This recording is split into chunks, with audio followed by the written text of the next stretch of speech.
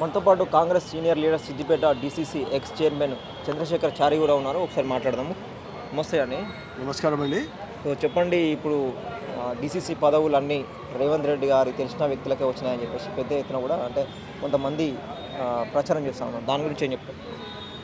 DCC పదవులు క్షుణ్ణంగా పరిశీలించి అందరినీ కలుపుకపోయే విధంగా, కాంగ్రెస్ పార్టీ అభివృద్ధి చెందే విధంగా, భవిష్యత్ కాంగ్రెస్ పార్టీ ప్రజల మధ్య ఏ విధంగా ప్రజల అభివృద్ధి చేపట్టాలనే అభిప్రాయంతో డీసీసీ పదవులను వేయడం జరిగింది.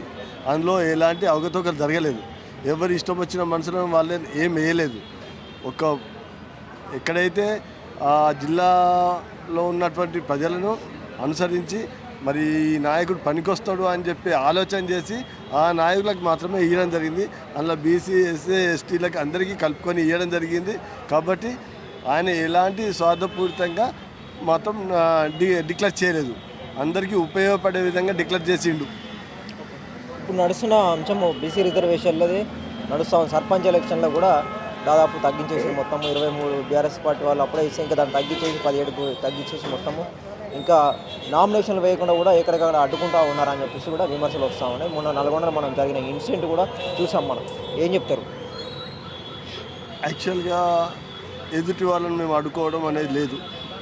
ఒకటి కాంగ్రెస్ పార్టీ వాళ్ళ దాంట్లో మధ్యలోనే పోటీ పెరిగి కాంగ్రెస్ పార్టీ వాళ్ళు నేను అంటే నేను అని చెప్పి ఇది చేయడం వల్ల వాళ్ళని సంజాయించుకుంటూ మేము ఆపుకుంటూ ఇది చేస్తూ మేము సమర్థులైనటువంటి వాళ్ళను నామినేషన్ వేయించి గెలిపించుకుందామనే అభిప్రాయంలో ఉన్నాం.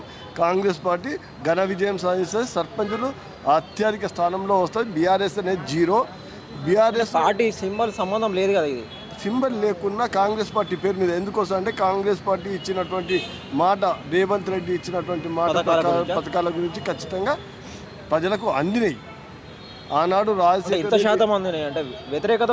వ్యతిరేకత లేదండి, వ్యతిరేకత లేదు. ఉన్న వాటిని తీసుకొని సంతోషిస్తున్నారు ప్రజలు. కొంతమందికి మాత్రమే ఇచ్చి మిగతా వాళ్ళందరికీ ఇచ్చినట్టుగా ప్రచారం చేస్తున్నారని చెప్పేసి బీఆర్ఎస్ పార్టీ పెద్ద ఎత్తున ప్రచారం చేస్తారు. అవునండి, వాళ్ళు బీఆర్ఎస్ ప్రచారం చేస్తే బీఆర్ఎస్ ఈ ఆయంలో ఏమి ఇచ్చిర్రు, వాళ్ళు ఏం చేసిర్రు? నీళ్లు నిధులు నియామకాలు అన్నారు. నీళ్లు నిధులు నియామకాలు అని చెప్పి దోపిడీ చేసిర్రు. మిగులు బడ్జెట్ ఉన్న దాంతో అప్పుల రాష్ట్రంగా మార్చేసిండు. అప్పులు తెచ్చిండు, కుప్పలు చేసిండు. మరి మిగులు బడ్జెట్ అంతా ఏడపోయింది. రాష్ట్ర ఖజానా సంవత్సరంకి వచ్చే వార్షిక బడ్జెట్ ఏడపోతుంది. ఈ బడ్జెట్ అంతా కాదని చెప్పి నువ్వు అప్పులు తెచ్చి ప్రజల నెత్తిన కుప్పు పెట్టినవే, అప్పుల ప్రతి నెత్తికి ఇంత అప్పు భారం వేసినవే. మరి ఇది నువ్వు చేసింది అన్యాయము. నువ్వు చేసింది ఏం లేదు, ఉద్యోగాలు ఇవ్వలేదు, నీళ్లు అన్నవు, అన్నీ నువ్వు చేసినటువంటి పనులన్నీ నీటినే కలిపినావు. నువ్వు ఒక్కటి కూడా అభివృద్ధి పనులు మాత్రం చేపట్టలేదు. ఏది నీ కుటుంబం బాగుపడ్డది, నీ కుటుంబం కోట్లు సంపాదించుకున్నది. మరి సామాన్య ప్రజలు ఈరోజు ఏ ఒక్కరిని కూడా ఉద్యోగం ఇచ్చిన పాపన పోలే. నువ్వు చేసినటువంటి మొత్తం అవినీతి, అన్యాయం, అక్రమాలలో కూరుకుపోయావు. కేసీఆర్ చేసిన పని ఏం చేసిండండి? ఎవరికి చేసిండండి చెప్పండి?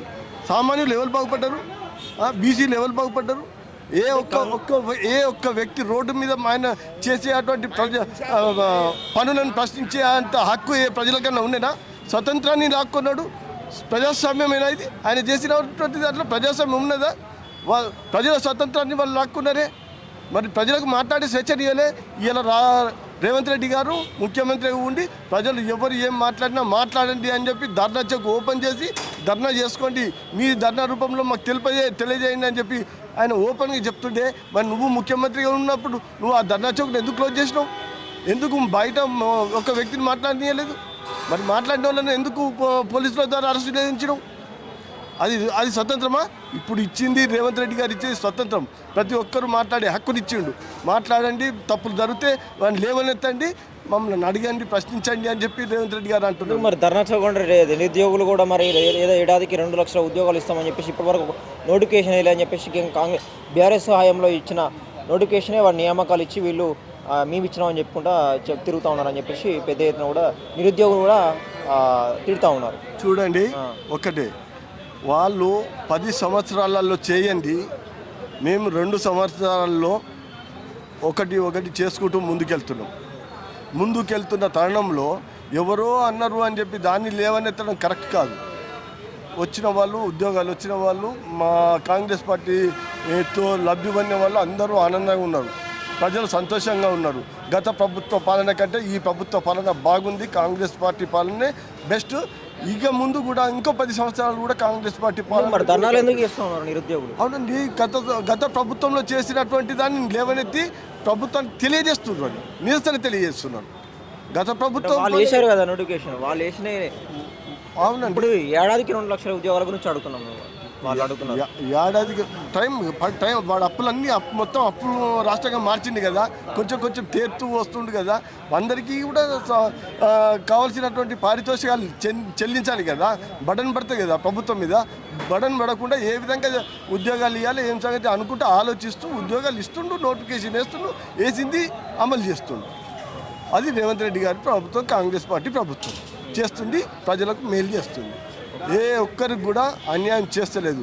ఆనాడు రాజశేఖర రెడ్డి పాలనలో ఒక్కొక్క ప్రతి ఇల్లు ఉమ్మడి ఆంధ్రప్రదేశ్లో ప్రతి ఇల్లు కూడా లబ్ధి పొందింది. లబ్ధి పొందని ఇల్లు లేదు. ఎందుకోసం అంటే ఇంజనీరింగ్ చేసినటువంటి విద్యార్థులు ఎంతమంది, లక్షల మంది ఉన్నారు. ఆ లక్షల మంది ఇవాళ ఉద్యోగాలు చేస్తే ఎంతమంది బ్రతుకుతున్నారు. నువ్వేం చేసినావండి? ఫీజు రియంబర్మెంట్ ఇవ్వలేదు, స్కాలర్షిప్లు ఇవ్వలేదు, హాస్టల్ ఫుడ్ పెట్టలేదు. మొత్తం బీఆర్ఎస్ 10 సంవత్సరాల పాలన మొత్తం సర్వనాశనం చేసింది తెలంగాణను.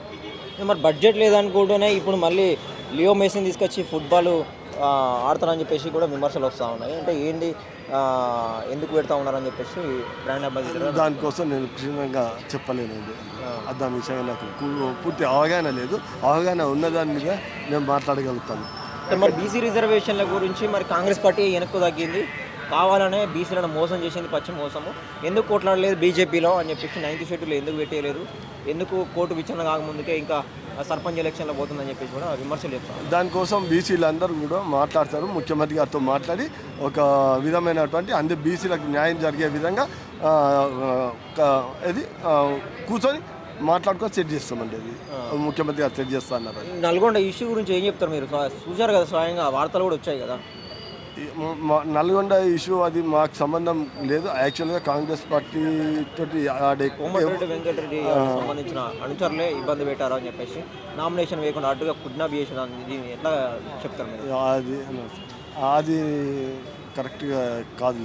దాన్ని నేను పూర్తి అవగాహన చూడలేదు. దాన్ని నేను చూసి ఒకవేళ ఏదైనా ఉంటే బీసీలకు మాత్రం అన్యాయం అయితే జరగదు. ఎక్కడ కూడా అన్యాయం జరగకుండా మాత్రం ముఖ్యమంత్రి గారు కూడా చర్య తీసుకుంటారు.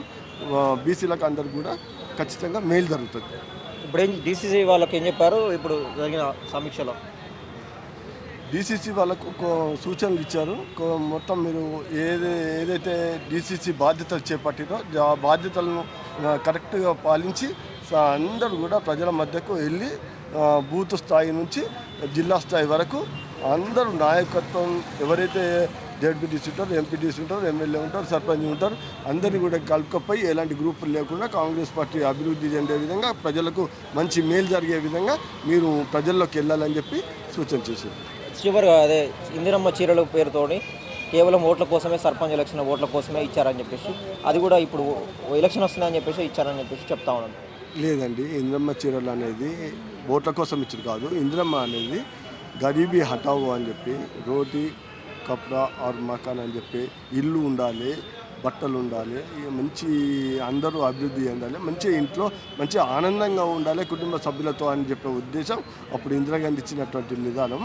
ఆ నినాదంతో ఇప్పుడు అవి పంచడం జరుగుతుంది. కేవలం ఎలక్షన్లను దృష్టిలో పెట్టుకొని అయితే కాదు. అది చీరలు పంచడం అనేది ఎలక్షన్ దృష్టి అయితే కాదు. సో మీరు ఇన్ని రోజులు సీనియర్గా ఉన్నారు కదా, సో కాంగ్రెస్ పార్టీ ఇప్పుడు పరిపాలన, రేవంత్ రెడ్డి పరిపాలన, కేసీఆర్ పరిపాలన డిఫరెన్స్ అంటే ఏం చెప్తారు? రేవంత్ రెడ్డి పరిపాలన, కేసీఆర్ పరిపాలన అంటే కేసీఆర్ ఏమో అప్పుల రాష్ట్రంగా మార్చేసిండు. రేవంత్ రెడ్డి పరిపాలనలో ప్రజలకు అభివృద్ధి దిశగా బయట ప్రజల మధ్య తీసుకెళ్తుండు. ప్రతి నాయకుడిని కూడా నువ్వు ప్రజలలో వెళ్ళి వారి సమస్య సాధక బాధకాలు ఏందో తెలుసుకొని పనిచేయండి అని చెప్పి సూచనలు చేస్తుండు. ప్రజా అభివృద్ధి మా ప్రభుత్వ ధ్యేయం అని చెప్పే ఉద్దేశంగా రేవంత్ రెడ్డి గారు పనిచేస్తుండ్రు, రాష్ట్ర మంత్రివర్గం పనిచేస్తుండ్రు. మీరు ఇప్పుడు ఏం చేయబోతున్నారు? ఇప్పుడు కాంగ్రెస్ పార్టీ అధిష్టానంలో మీకేమన్నా చెప్పారా రేవంత్ రెడ్డి గారు హామీ? ఓకే, నేను కాంగ్రెస్ పార్టీ సీనియర్గా, కాంగ్రెస్ పార్టీ సుమారు నేను 40 సంవత్సరాల సీనియర్గా కాంగ్రెస్ పార్టీలో పనిచేస్తున్నాను. పార్టీలో ఎన్ని పోస్టులు తీసుకున్నారు మీరు? నేను సేవాదల్లో పనిచేశాను, బీసీసీఎల్లో పనిచేశాను, కాంగ్రెస్ పార్టీ కార్యకర్తగా చాలా చేశాను. నేను వైఎస్ రాజశేఖర రెడ్డి గారు ఉండగా నామినేటెడ్ పోస్టు వచ్చేది ఉండే. ఆ మూమెంట్ ఆయన చనిపోవడం వల్ల నాకు నామినేటెడ్ పోస్టు అయిపోయింది, రాలేదు.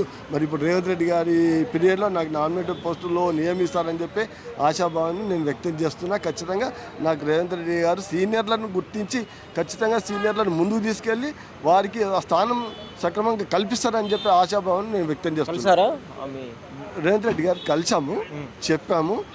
మీనాక్షి నటరాజన్ గారు కూడా సీనియర్లకు అవకాశం కల్పిస్తామన్నారు. సీనియర్లకు అవకాశం కల్పిస్తారన్న వారి మాటలపై నాకు నమ్మకం ఉండి నేను వారికి కృతజ్ఞత తెలియజేస్తున్నాను. మీకు కూడా రావాలని నేను కోరుకుంటున్నాను. థ్యాంక్ యూ అండి. మీ ఆదాబ్ హైదరాబాద్ ఛానల్కి మా కృతజ్ఞతలు, నమస్కారాలు.